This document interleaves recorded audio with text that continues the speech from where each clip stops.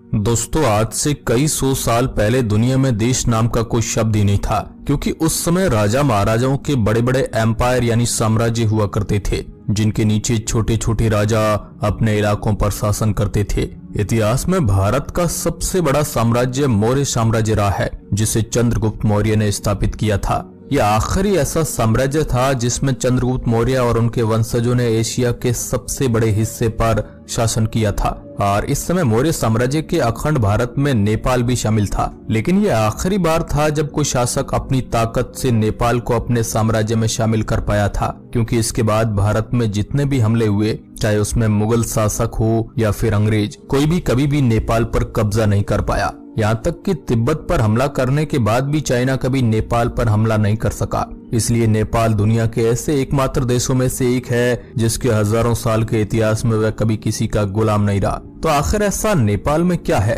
जिसके चलते इस छोटे से देश पर दुनिया के बड़े बड़े आक्रमणकारी भी अधिकार नहीं कर पाए? और आखिर क्यों अपने कई सौ सालों के राज में मुगल शासक नेपाल को भारत में जोड़ नहीं सके? दोस्तों, नेपाल और भारत के इतिहास को देखें तो आज से करीब 1600 साल पहले मौर्य साम्राज्य के एक छोटे से समय काल के दौरान नेपाली हिस्सा मौर्य साम्राज्य में शामिल था। लेकिन जल्द ही चंद्रगुप्त मौर्य की मृत्यु के बाद मौर्य एम्पायर टूट गया और नेपाल के साथ साथ भारत के कई राज्य मौर्य साम्राज्य से अलग हो गए, जहां दूसरे कई नए छोटे राजा उभर कर आए। इस समय भारत में कोई भी बड़ा साम्राज्य नहीं था, बल्कि छोटे छोटे राज्य थे जिन पर कई छोटे राजा शासन करते थे और एक दूसरे से संपत्ति और जमीनों के लिए लड़ते थे। लेकिन इसके बावजूद भी उस समय भारत की अर्थव्यवस्था काफी ज्यादा बड़ी थी। उस समय भारत दुनिया की सबसे बड़ी अर्थव्यवस्था था और भारत की जीडीपी उस समय पूरी दुनिया की जीडीपी का करीब 30% थी। इसी कारण भारत की अर्थव्यवस्था से दुनिया के कई आक्रमणकारी राजा भारत की तरफ आकर्षित हुए, जिसके बाद मुगलों ने भारत पर आक्रमण किया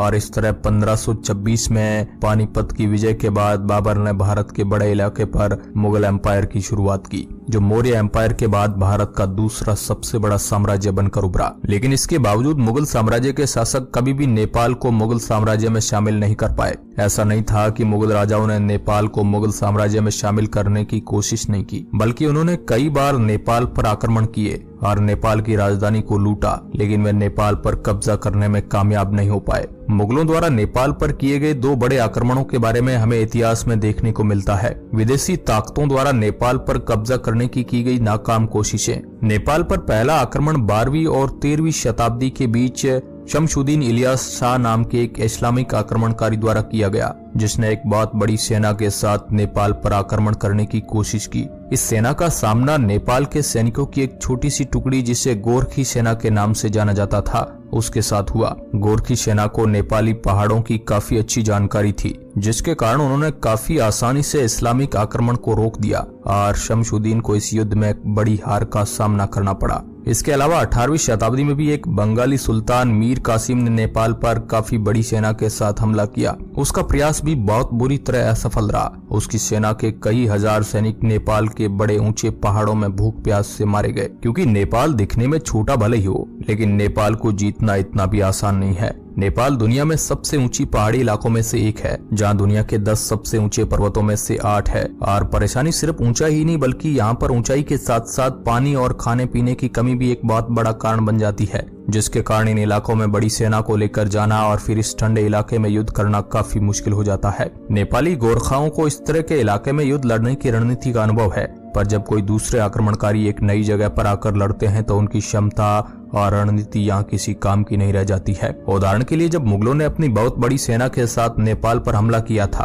तो उनकी सेना की सबसे बड़ी ढाल माने जाने वाले घोड़े और हाथी नेपाल की ऊंची ऊंची पहाड़ियों को पार ही नहीं कर पाए और बड़ी संख्या में मुगलों के हाथी और घोड़े इन पहाड़ियों में ही अपना दम तोड़ दिया। इसके अलावा यहाँ पर इंसान का भी बच पाना काफी मुश्किल है। इसलिए जब भी मुगलों ने नेपाल पर आक्रमण करने की कोशिश की, तो उनके सैनिकों की भी बड़े पैमाने पर इन पहाड़ियों में मौत हुई, जिसके बाद मुगल समझ चुके थे कि नेपाल पर आक्रमण करना एक सही रणनीति नहीं है, जिसके बाद उन्होंने नेपाल को उनकी स्वतंत्रता के साथ छोड़ दिया। इसके अलावा नेपाल को अपने अधिकार में लेने का भी मुगलों को कोई ज्यादा फायदेमंद नहीं दिखा, क्योंकि नेपाल पहले से ही मुगल शासकों की हमेशा सहायता करता रहता था और मुगल साम्राज्य और तिब्बत के बीच एक अच्छा व्यापारिक रास्ता देता था। जिसके कारण अगर मुगल नेपाल पर कब्जा भी कर लेते तो तिब्बत से उनके रिश्ते खराब हो सकते थे और उस समय मुगल व्यापार में इतना बड़ा नुकसान नहीं देख सकते थे। वैसे आप सोच रहे होंगे कि शायद नेपाल गरीब था, इसलिए मुगल शासकों ने उस पर कब्जा करने की ज्यादा कोशिश नहीं की। पर आपको बता दूं कि नेपाल कोई गरीब देश नहीं था,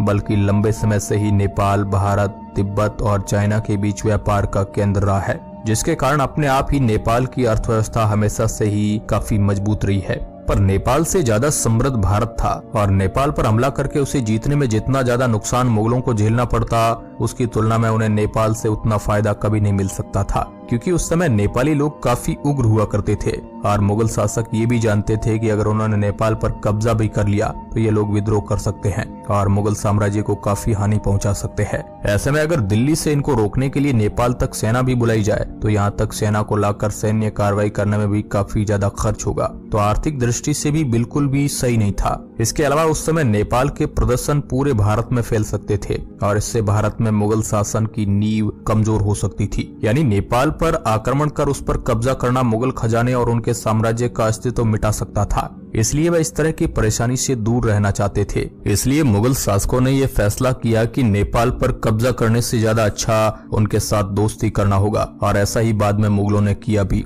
जिसके बाद मुगलों और नेपाली लोगों के बीच अच्छे रिश्ते स्थापित किए गए, जिसके चलते तिब्बत और भारत के बीच काफी बड़े पैमाने पर व्यापार किया जाने लगा। उससे भारत की अर्थव्यवस्था को भी काफी एक अच्छा बूस्ट मिला और उस समय भारत की अर्थव्यवस्था जो विदेशी आक्रमणकारियों के कारण धीमी पड़ चुकी थी, उसने दोबारा से एक तेजी पकड़ी। कई रिसर्च बताती है कि मुगल शासकों के दौरान भी दुनिया की अर्थव्यवस्था में भारत की अर्थव्यवस्था का हिस्सा करीब 22% था। शायद ये भी एक बहुत बड़ा कारण था जिसके चलते मुगलों ने धीरे धीरे नेपाल से ध्यान हटाकर अपने भारत के दूसरे छोटे राज्यों पर लगाया और भारत में अपने शासन को मजबूत करते चले गए। लेकिन इसके बाद जब धीरे धीरे भारत में अंग्रेजों ने अपना कब्जा करना शुरू कर दिया और जब ब्रिटिश साम्राज्य भारत में फैल गया तो उनकी भी नजर नेपाल पर पड़ी, जिसके बाद 1814 में नेपाल और अंग्रेजों के बीच एक बड़ी एंग्लो नेपाल वार भी हुई, जिसमें अंग्रेज पूरी तरह से तो नेपाल पर कब्जा नहीं कर पाए, लेकिन नेपाल के एक बहुत ही समृद्ध इलाके को अंग्रेजों ने अपने कब्जे में ले लिया। अंग्रेज चाहते तो उस समय नेपाल में और भी अंदर तक जा सकते थे,